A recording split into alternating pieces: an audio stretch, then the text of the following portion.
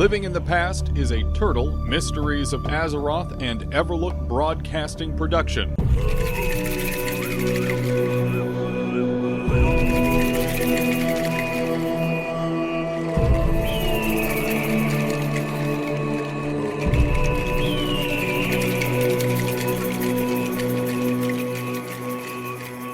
This is Living in the Past, your Everlook Broadcasting Company weekly show about all things Turtle Mysteries of Azeroth. Today is Friday, November 10th, 2023, and I'm Dan, your host for the next hour. Happy Friday once again, sports fans. With Zappa once again locked away in the depths of the station here at Everlook Broadcasting, we can safely take over the airwaves for the evening. We have plenty to talk about today, including a follow-up on how we'll be posting episodes of Living in the Past, as well as other shows to the Turtle Wow YouTube page, which you can find at youtube.com/TurtleWow. Other subjects today that we'll be talking about include the Season of Discovery, Discovery, that was announced last weekend, Cataclysm Classic, and how really, Cataclysm Classic is antithetical to the concept of Classic in the first place, as well as a bit of lore to open up here. So let's get right into it. The lore I'd like to share about to start things off today, it's all about the history of the Horde, and stuff that we really don't hear about too much in my opinion, but absolutely is critical to where the Horde is now. So Horde players, hey Horde players, Hordies, stand up, stand proud. This here today is going to be for you. The legendary characters from the RTS games, the Warlock Gul'dan of the Shadow Council, and the War Chief that defined the modern Horde, Orgrim Doomhammer, are our subjects to open with today. Also, if you're not aware of who these characters are, just don't worry about it, don't sweat it. That's okay. That's what our first segment today is all about, learning important details about our history to define where we are in the world. So let's start out with Gul'dan. Chronologically speaking, he's the first one that we should speak on. Gul'dan initially started as a student of Ner'zhul, the Dark Shaman. We don't know a ton about what exactly was the beginning of this dark streak, quote-unquote, that the orcs got into. Some books tend to go into it, but I by and large discredit those. So we're not going to go into details on what the orcs were before we see this demonic streak going on. But needless to say, Gul'dan started out as a student of the Dark Shaman Ner'zhul. Ner'zhul, very powerful caster, very much in tune with the spirits at the time. He wasn't necessarily a dark shaman then, but certainly he falls to darkness as we go through the time frame, although again not important to our story. While Gul'dan was learning from him, he was also learning about other magics and starting to hear whispers of a darker variety. He eventually starts falling into learning about demonic magics and hearing these whispers of what can be done with this kind of power. Turns out, whispers like this come from a very large demon, someone by the name of Kil'jaeden. Not great. Kil'jaeden begins teaching Gul'dan actual warlock, or what comes to be known as warlock magics. They weren't like classified as warlock magics at the time, it was just demonic magic. And what we see happen as Kil'jaeden teaches Gul'dan, and as Gul'dan starts bringing other orc spellcasters and spellweavers into this kind of circle of trust, is we see the development of what is to be known as warlock magics. They kind of calcify in this group. Now, this group actually ended up having a name, the Shadow Council. We see a lot of mentions of it in current vanilla and later editions of World of Warcraft, but at the time, pre-Warcraft 1, this was still kind of when they were forming, but as they formed, they gained power very quickly. They learned to act through the shadows, and not like shadow magic per se, although certainly shadow magic is a part of warlock teachings and traditions, at least after they had something to say about it. More strictly pulling the strings in the shadows. As this Shadow Council forms and calcifies and really starts manipulating the Horde, it starts to influence every part of it. Now, as this is happening, we have some things that are a little more well known and well documented, where the leadership of the clans drink Manaroth's blood.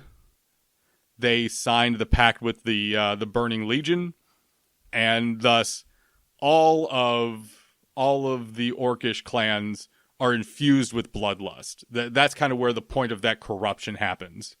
Before that happens, there were all forms of shamanistic, shadow, warlock magics. The Shadow Council in particular, we can kind of see this to a cartoonish extent during Warlords, where they're this big shadow clan. They take the word shadow very literally, which again, it's very cartoonish, but we do see implications of where they started with. After Gul'dan and the Shadow Council form and get this pact with the Burning Legion, shamanism and a lot of the other more peaceful sides of their religion are pushed aside. One thing that is actually happening at the time also is this second group of orc casters, specifically shadow casters called necrolytes, are brought in.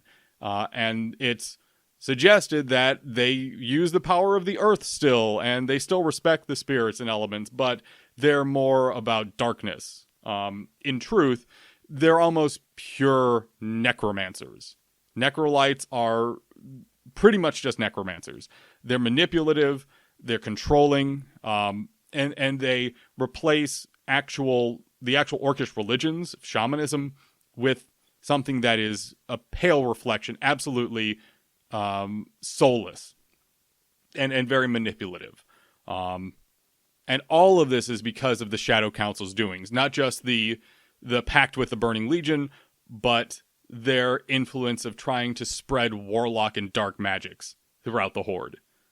So what we see as we're leading up to Warcraft 1 is intense amounts of fighting. We see the Orcish clans slaughtering Draenei tribes. And I'll get into this one day, but Draenei tribes in the Warcraft 3 sense, not in the Burning Legion sense. We're going to have that discussion one day. We're going to have the discussion one day of why I'm still angry about Draenei. And it's going to be about 45 minutes long. It's going to be a long one, and I'm not going to get into it today because I have other things I need to rant about. However, after the Orcish clans, after the Burning Legion pact, after all of that happens, they start infighting. There becomes this serious issue with infighting. The Shadow Council and Gul'dan actually bring the clan chieftains together. All of these clan chieftains are brought together, and it's discussed, hey, all of our peoples are trying to kill each other all of a sudden because they have no one else to fight. We can't control this bloodlust. We need to figure out something else. I said the Shadow Council rather than the other. That's not true. It was specifically just Gul'dan that was talking with these chieftains. So as the Shadow Council is trying to solve this problem of why are people trying to kill each other and how do we stop it, this rift is discovered. And I believe, if I'm remembering my writing correctly, Kil'jaeden kind of nudges the warlocks in that direction of, hey, maybe you should look at this. So it's kind of nudged to them, but they discover this rift. They start trying to pull it open further and further. Long story short on this part, they do succeed. they're able to actually send guards through to Azeroth. This is the first time that this rift is used. This is before a portal was even constructed. This is a tear in the universe that they just pulled open. And this is, of course, also with the help of Medivh, possessed by a demon. Possessed by Sargeras. So, and to kind of move on to the next point here with Gul'dan, the reason that we have an invasion in the first place of Azeroth is not just because, hey, more resources, more life, more things to destroy, but also, hey, we need to keep our people from murdering each other because the clan infighting was getting so bad. It was getting so brutal.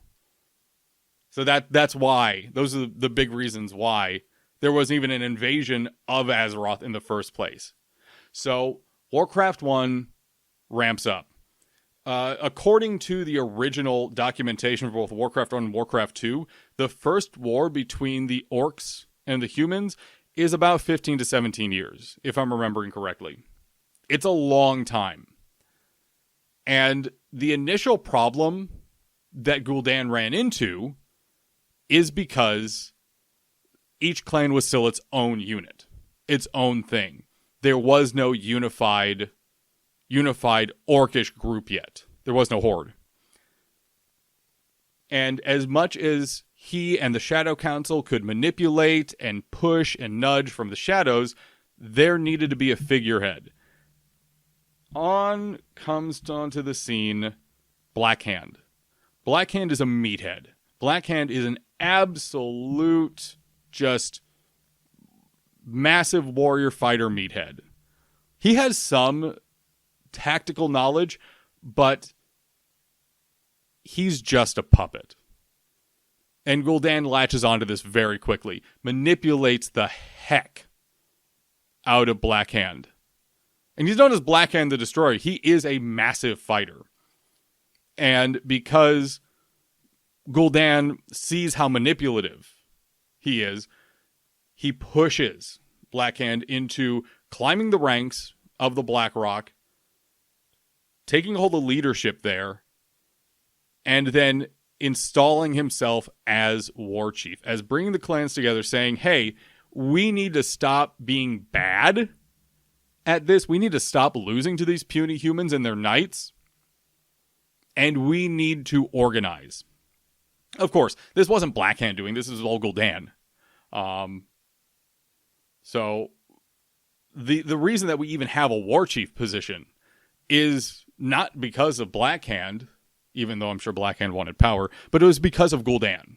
It was because Gul'dan said, we need a formal leader. We need someone who can grab the reins of all these bloodthirsty warriors and lead them in a way that makes sense.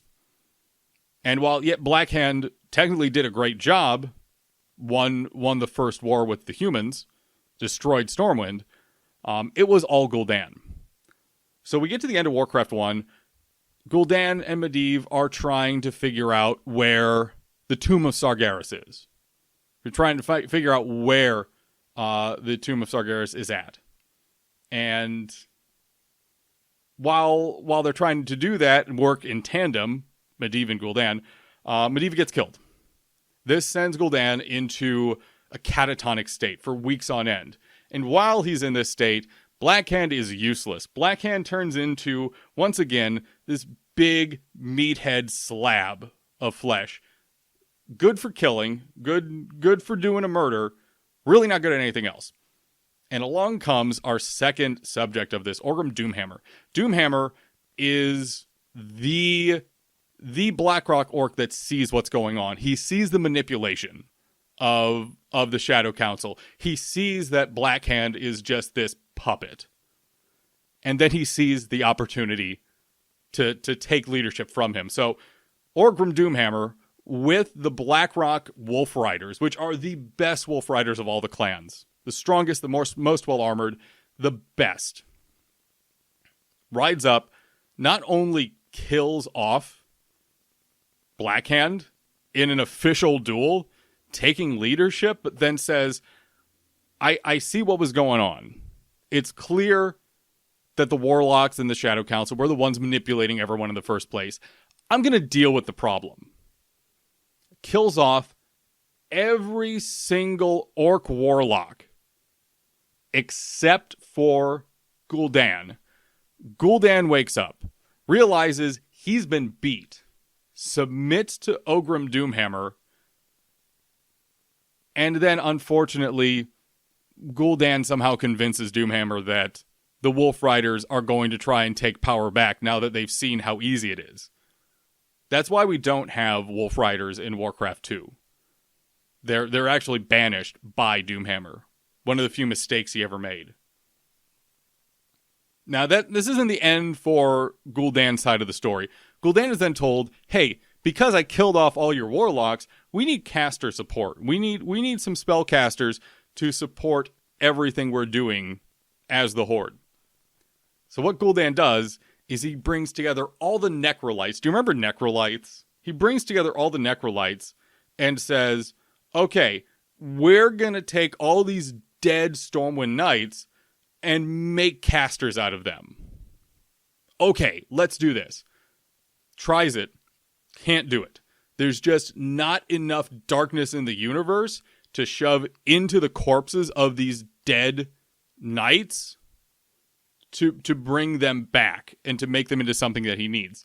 So what he has done, what he does, is he says, hey, all you Necrolites, sacrifice yourselves. And they all kill themselves for Gul'dan. Imagine being asked to do that. That is insane.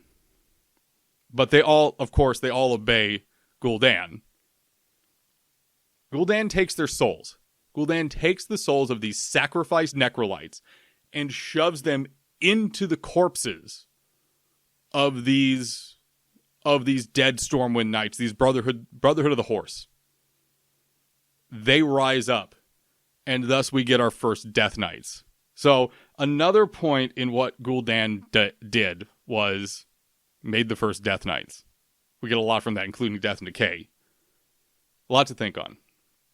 Back to Ogrim Doomhammer, though, real quick, because we need to talk about him.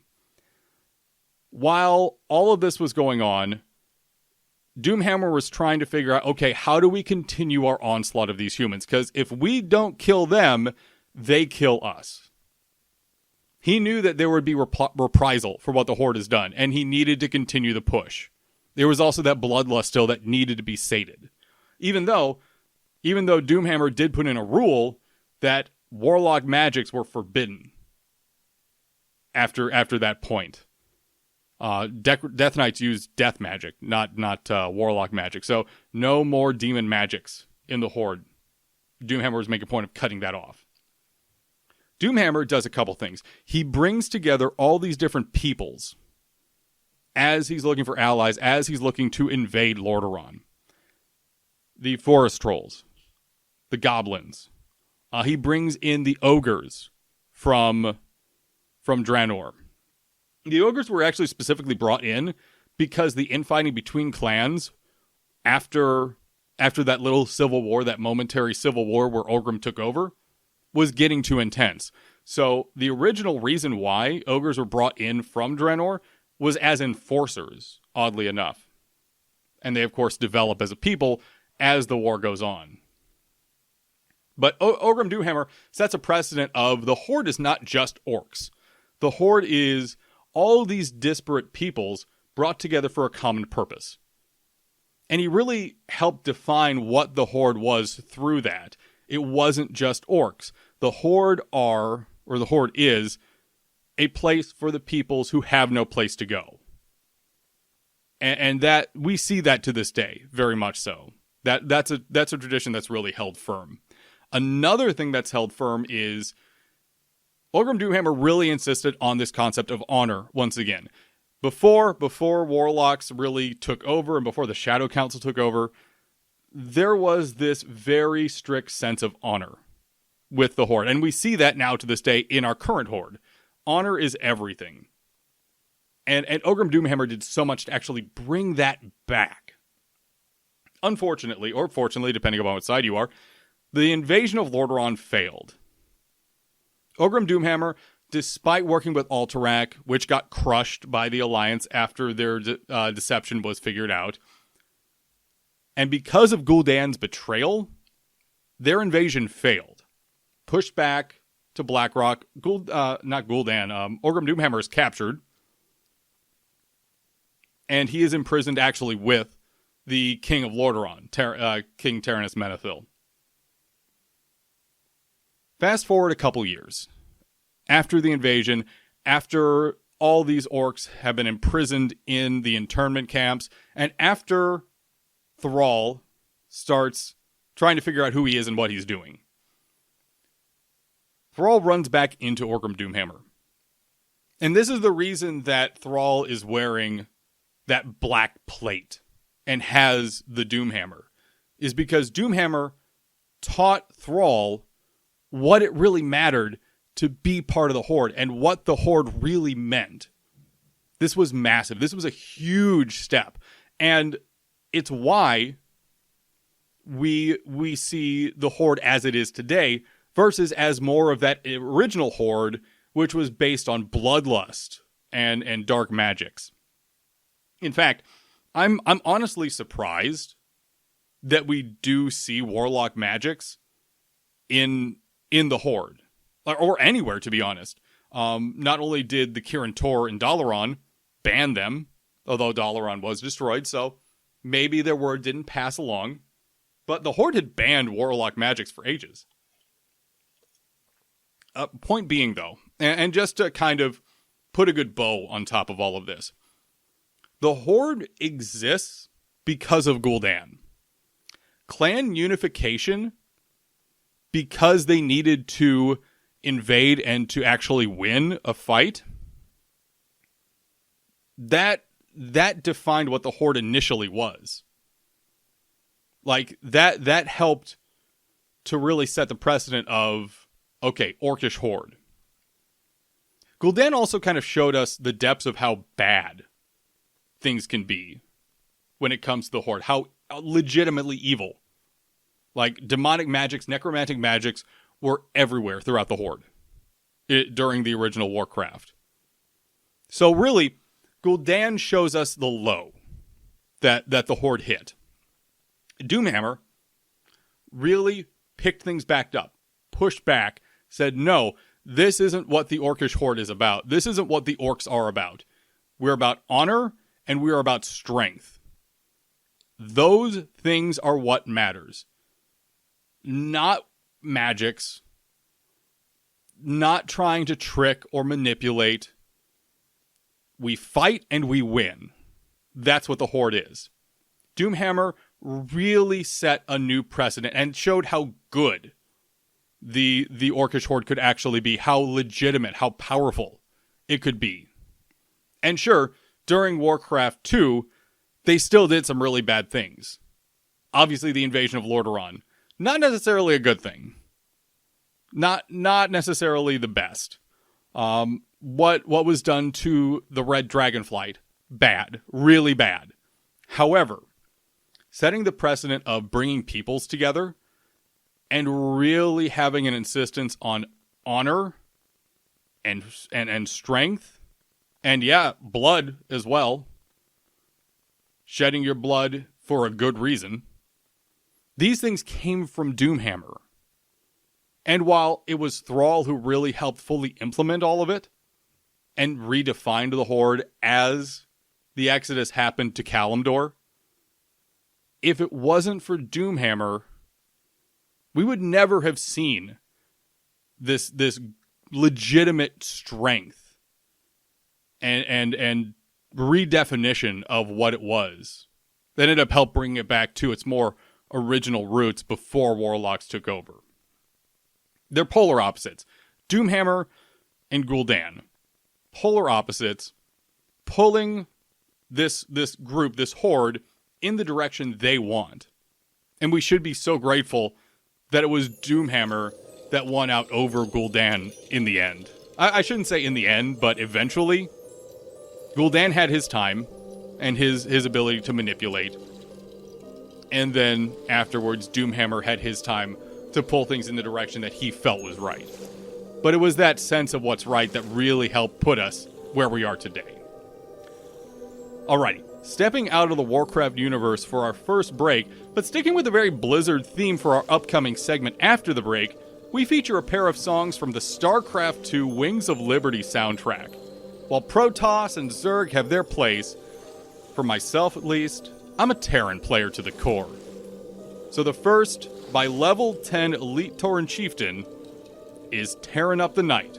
And our second track, by Big Tuna, is their cover of Sweet Home Alabama, both of which you can slap on the jukebox back in Joey Ray's bar whenever you get the itch for a little bit of down-home metal. For more Living in the Past, we have this next segment coming up right after this. The musical tracks for this episode have been removed due to YouTube copyright. To listen to the full episodes with music, tune in to Everlook Broadcasting every Friday with the in-game radio widget. The Wings of Liberty soundtrack really hits hard. When the game came out in 2010, we weren't sure what to expect as we hadn't seen an RTS out of Blizzard in over 6 years. I wonder what that feels like now. It's been a hot minute. To our amazement, they knocked it out of the park. Wings of Liberty was incredibly satisfying to play through, with voice acting and cinematics that helped define the best of what Blizzard could accomplish through the early 2010s. Not only do I, on the rare occasion, hop back into StarCraft II to this day, but I also actively follow the esports scene for it and Brood War, even as it's struggled lately due to Blizzard dropping the ball. And speaking of Blizzard dropping the ball, who all took the time to watch BlizzCon last weekend? That's a harsh transition, I know, but stay with me here. I'm actually going somewhere with this. Now that we've had some time to sit back, look at the actual data and information that's been presented for WoW Classic over the weekend, and not just Season of Discovery, but also Cataclysm Classic, let's talk about that. And for the record, I'm not going to talk about any announcements outside of that, because not only does it really not fit the context of what we do here at Everlook, we're obviously very WoW focused for many reasons, but also I personally don't have nearly as much of a reason to be able to speak on those subjects. I'm not an Overwatch player. And I'm certainly not a Diablo player. So, I can't really speak on those. But I do play WoW, so we're going to go with that. We had some initial expectations of what we were going to get from the announcements. I don't know how many of you saw the World of Warcraft Revelations fake leak. Well, at least we know it's fake. But certainly the concept of ogres as a playable race, high elves, completing previously unfinished zones throughout vanilla WoW. That kind of idea had me curious, at least. Like I haven't subscribed to WoW for a long time, but at least I was curious with that leak. It is unfortunate that we really didn't get any of that. It didn't happen. So let's peel through the good and the bad from the Season of Discovery announcements. I'm not talking about Cataclysm Classic yet. I'm not doing Cataclysm. That's going to be saved to the end of this segment. I am going off somewhat of a script. I am going to talk about Cataclysm Classic, but that's saved to the end when I can put a very angry exclamation point on all of this. So, the good. Let's talk about the good first. I like talking about the good first. Season of Discovery is taking traditional instances, adding mechanics, and cranking up the difficulty to 10-man grade. Possibly more. This is a great idea. I have said time and time again that the more group dynamic-oriented experiences that an MMO like this can have, the better we see group dynamic and cohesion building.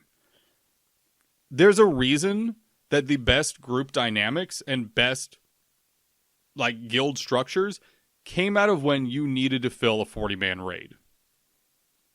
And while that may be controversial to say, certainly if you need to organize 40 people to do something, you're going to get really good at it. And while certainly there was a lot of difficulty around getting 40 mans filled, there also came a lot of skills and abilities. And not just, okay, I know how to organize a group, or I know how to put a physical group together. Okay, this party needs these classes in it to function. This is a melee group. Need to make sure I have a shaman, need to make sure I have a feral druid, that kind of thing.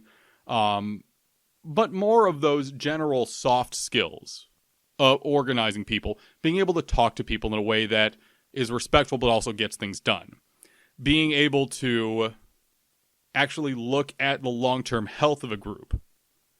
These are legitimate skills that are built out of having larger and larger groups. So, Season of Discovery, taking things up to 10 and even 20-man grade just for instances as you're leveling, I love this. I love this idea. This is a great idea.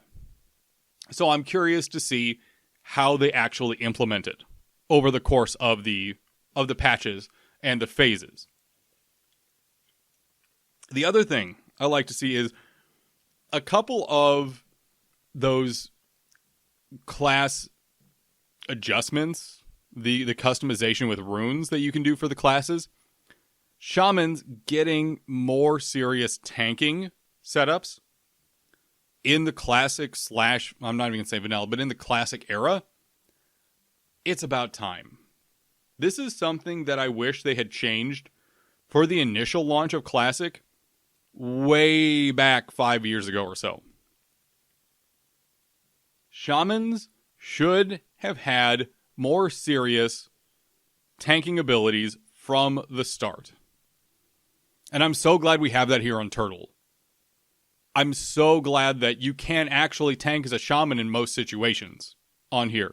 I don't see it often, but you absolutely can. So having that, I love actually having that. So credit where credit is due. There are a couple things that I see as being very successful for this. However, there's a lot I don't like.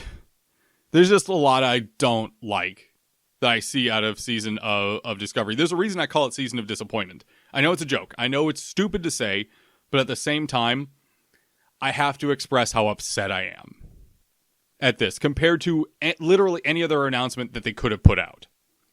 So, let's start talking about some highlights here. Or should I say lowlights? Is lowlights? I don't know if that's appropriate. Anywho, there are... trying to decide where to start. Again, I have my notes up in front of me, but there's just so much I want to say. So, just starting with the whole discovery part. The discovery part itself. I am so worried this is going to go as poorly as World Quests in Legion and BFA did, and as badly as Archaeology went. That's what my... Obviously, these are just possible examples of how they could go with it. And I'm open to being wrong. But those are the examples we have to follow of how Blizzard likes to do stuff. We'll say stuff. The word stuff out in the world. And I don't see it going. I just don't see it working. I don't see the rewards as being satisfying because I don't want to grind power level for something. And if that's the feeling I have going into this, I don't think it's going to be that great. We do know obviously that those pieces of discovery are how you get class modifications, the runes. So obviously that stuff may be satisfying, but there is also a problem with the runes itself, and the fact that a vast majority of the runes for Season of Discovery are just abilities and talents ported from everything from TBC to Miss of Pandaria. And when you're taking that wide a range of pool of skills and abilities and putting them into the classic framework, I'm not even going to say vanilla framework because it's not. It's the classic framework. You have such an issue of how do you scale them correctly. These are not just ability numbers, but physical mechanics that were scaled for completely different power levels in the world. For example, in Cataclysm and Mists of Pandaria, the way that we as characters and players affected the world was vastly different from how they are in vanilla or classic.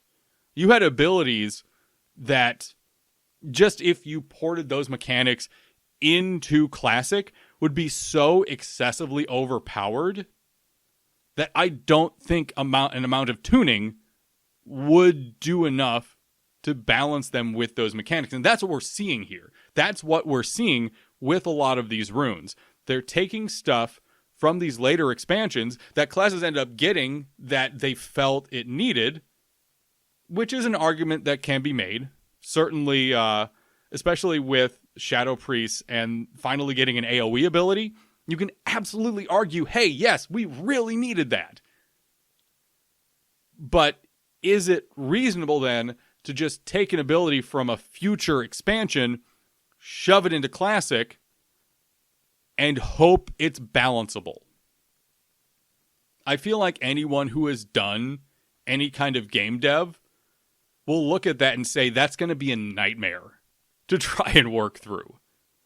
And this kind of leans into the other problem of taking stuff from later expansions and shoving them into Classic, is that the power creep is going to be so hefty.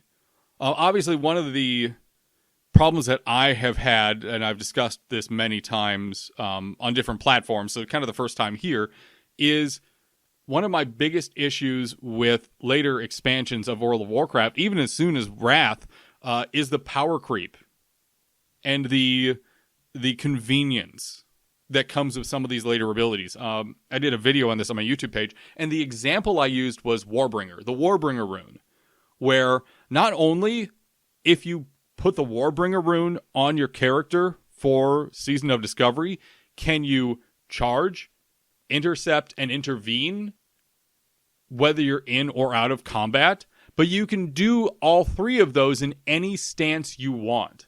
So if you have that rune on you, you could just have charge on your berserker stance bar, and you can charge whenever you want.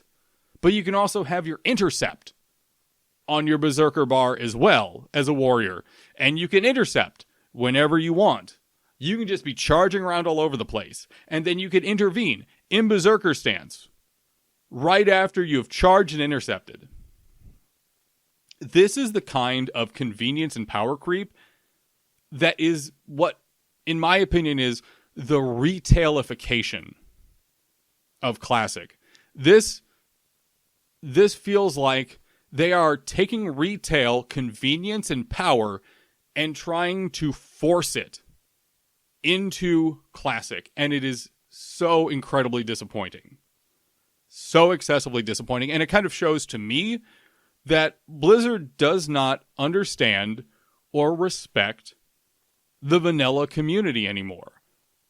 In starting out, they made it to look like they were trying, and they wanted us to feel like they were trying, but it's clear that's never going to be the case again. They don't respect us.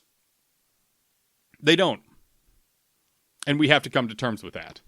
I'm sure, obviously, we're all playing on Turtle here, so I think many of us have come to terms with it. But it feels weighty and meaningful to say.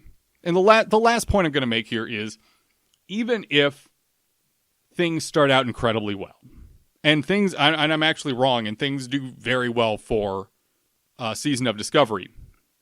Blizzard has a very good track record of canceling plans and canceling expansions even less than halfway through. I mean, look how fast they canned on Warlords of Draenor, which, admittedly, was a bad idea from the start. But they have done that so many times. Even Legion, as far as we understand, they hurried because they felt like it was already getting far too long in the tooth. They will happily cancel plans at the drop of a hat. So, even if things start going really well for Season of Discovery, I do not expect it to stick around. Just because I know how fast Blizzard likes to cancel plans. So we'll see about that.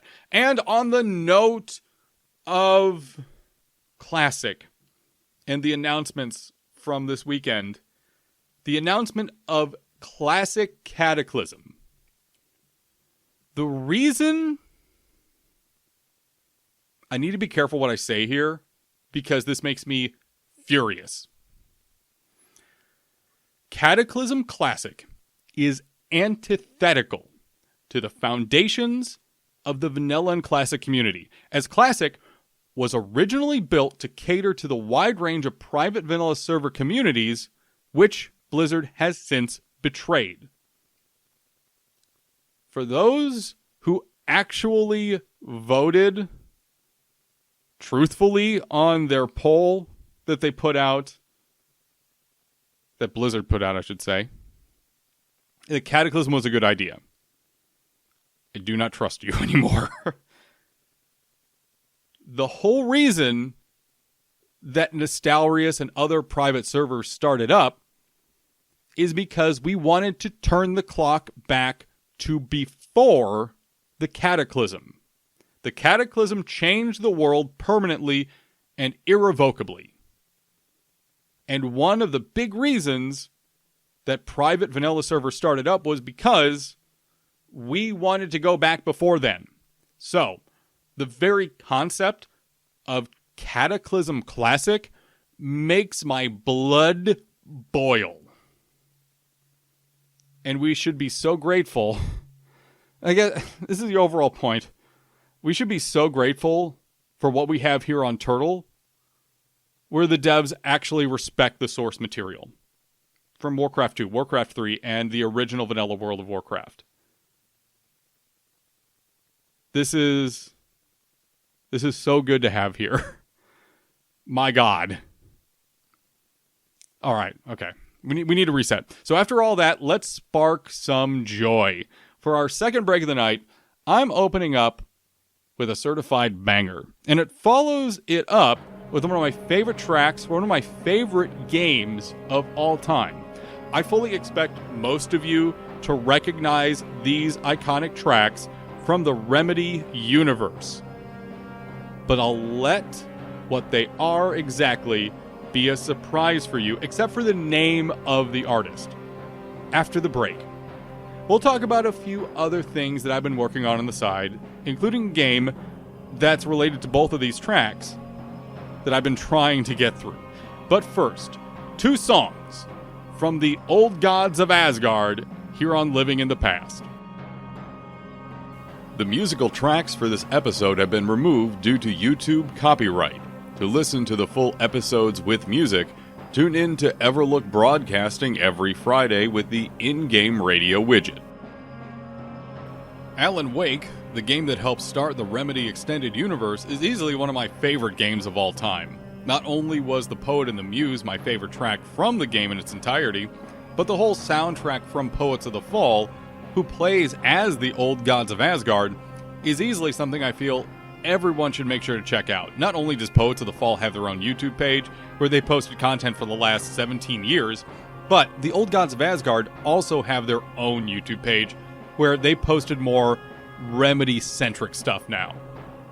Take Control, also by them, from Control, is a highlight of the title as well, playing through the Ashtray Maze scene and is something that is truly unforgettable. The reason I bring them up and play them is I've been doing what I can to get through Alan Wake 2 in my off time between raids, working on YouTube, and getting work done here for Everlook Broadcasting. I fully admit, now that I've got the Fury Warrior to 60, it's been a struggle to make time for anything that isn't Turtle.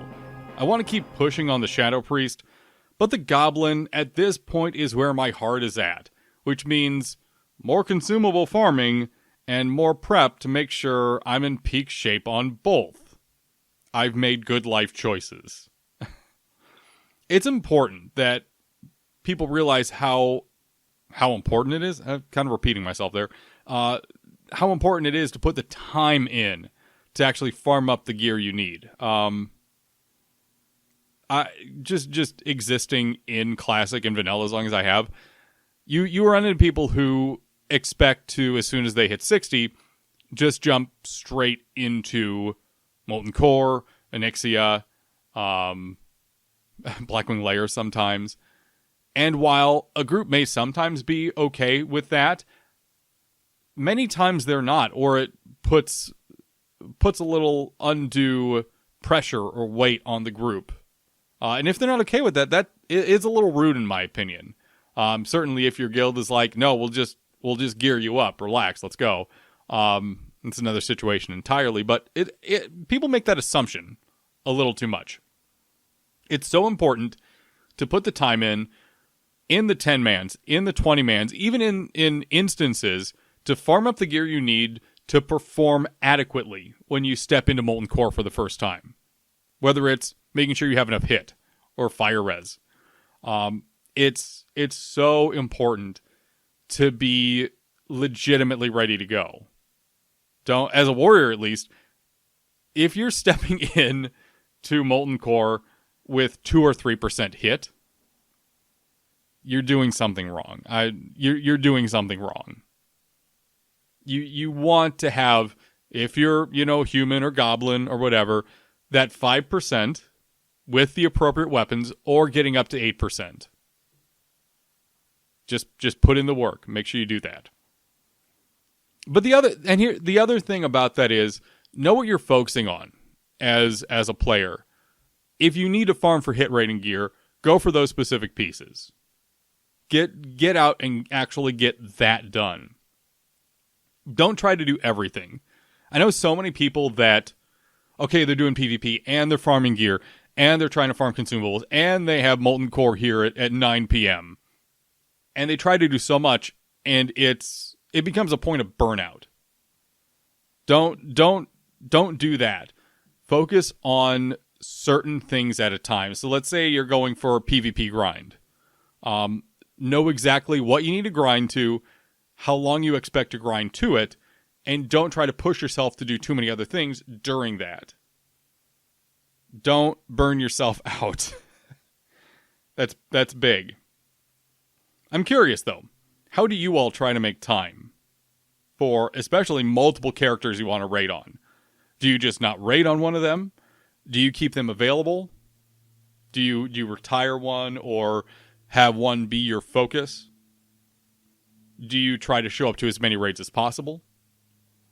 Do you try to farm gear on one while still raiding on the other?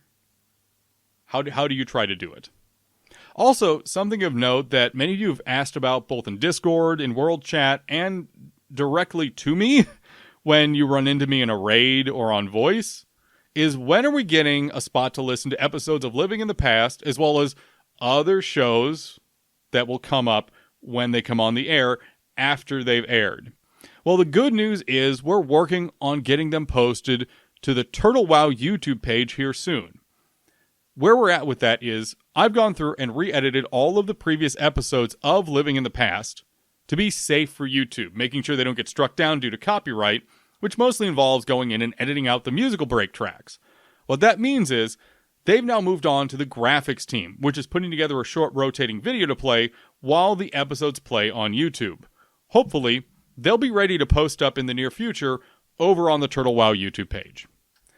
With that being said, though, thank you for taking the time to join me here today, and thank you for your comments, support, and appreciation whenever you do see me. It's greatly appreciated.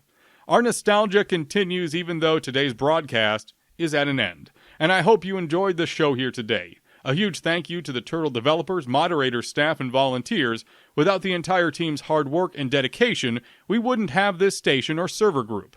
An additional thank you to the audio engineers and creators here for the use of their soundtracks they've created, which we use for segment transitions and intro audio. If you'd like to find out more about what I do, I invite you to check out my YouTube channel at youtube.com/TheDanNation and my series, Ancient Lore, a recapture of the spirit of my actual original podcast, The Ancient of Lore. Until next Friday, let's keep living in the past.